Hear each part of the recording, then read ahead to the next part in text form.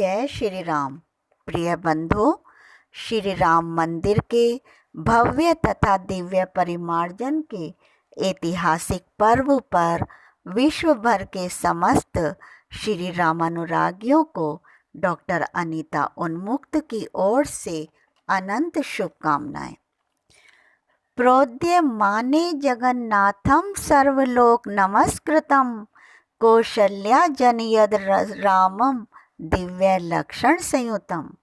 यानी जो परमेश्वर जगत के स्वामी हैं, जिनकी सभी अर्चना करते हैं, नमस्कार करते हैं, उन परमेश्वर विष्णु जी को कौशल्या जी ने राम के रूप में जन्म दिया, जो सभी अलौकिक गुणों से परिपूर्ण हैं।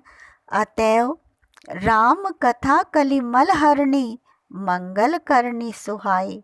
श्री राम जी की कथा कलयुग में पापों को नष्ट करने वाली, कल्याण करने वाली और बहुत सुंदर है।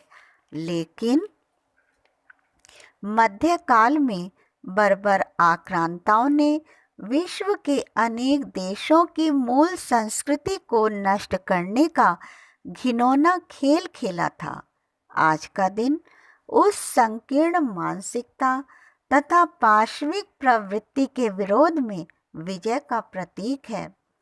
यह पर्व संसार भर के उन पीड़ित व्यक्तियों के लिए यह आश्वासन भी प्रदान करता है कि पाप लिप्त प्रवृत्तियों के कृत्य कभी स्थिर नहीं होते। अंत में सात्विक प्रवृत्ति ही सत्य के सिंहासन पर आसीन होती है। श्री राम केवल अध्ययन का विषय नहीं है, अपितु वे जीवन जीने की कला हैं। हम सब श्री राम को अपने भीतर आत्मसात कर सकते हैं।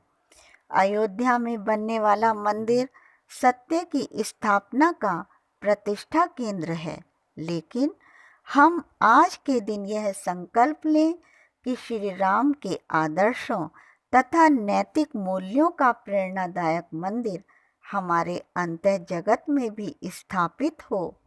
श्री राम विश्व के महान उदात्त नायक हैं। वे ही एक ऐसे प्रेरक महापुरुष हैं जिन्होंने मानव को जीवन जीने की उस विधि से अवगत कराया जिसमें त्याग है, समन्वय है और प्राणी मात्र के प्रति अपनत्व भाव है। सत्य यह है कि श्री राम ने जिन मूल्यों को जिया है, वही समाज के सामने प्रस्तुत किया है। वे आज पहले से अधिक प्रासंगिक हो गए हैं। उन्होंने ही हमें बताया कि किसी शासक को प्रजा के प्रति दायित्व क्या होता है। श्री राम एक श्वान को भी न्याय देते हैं। वे कहते हैं कि कल्याणकारी राज व्यवस्था में किसी मानव तो क्या, पशु के साथ भी अन्याय नहीं होना चाहिए। श्री राम विश्व के पहले और अंतिम ऐसे शासक थे जिनका आदेश था कि उनके राज्य में कोई भी भूखा तथा वस्त्रहीन नहीं होना चाहिए। महिलाओं के लिए उचित वस्त्रों और आभूषण की व्यवस्था शासन द्वारा की जाती थी। आज पुनः मेरे श्री राम का धरा पर अवतरण हो रहा है। आज घनिष्ठा और शतभिषा नक्षत्रों का मिलन होगा, जो वास्तव में त्रेता युग में श्री राम जन्म के समय में थे। हमारे वैदिक ऋषि कहते हैं कि जिस दिन कोई शुभ कार्य होता है तो वह दिवस स्वतः शुभ हो जाता है।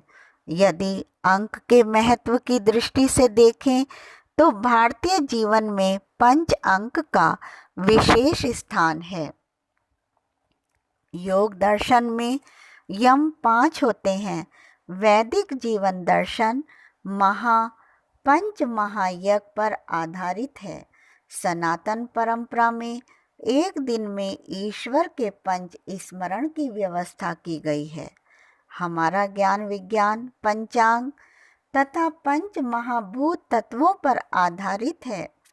इसी प्रकार पंच नद, पंच केदार, पंच कैलाश, पंच देव, पंच फल तथा पंच वृक्षों को पवित्र माना जाता है।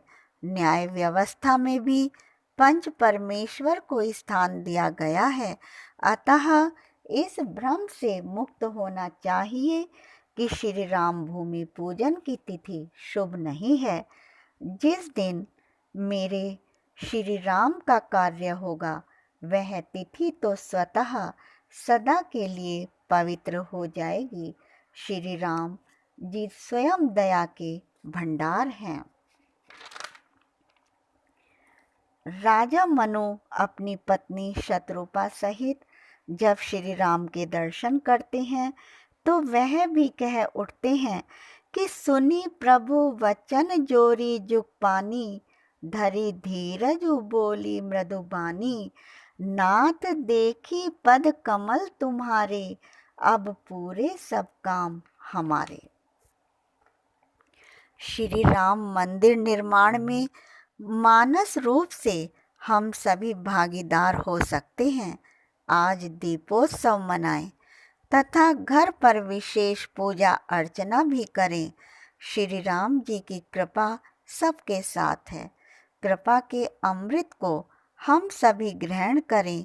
इसी आशा के साथ सभी को कोटिशः शुभकामनाएं। डॉक्टर अनीता उन्मुक्त। जय हिंद, जय श्री राम।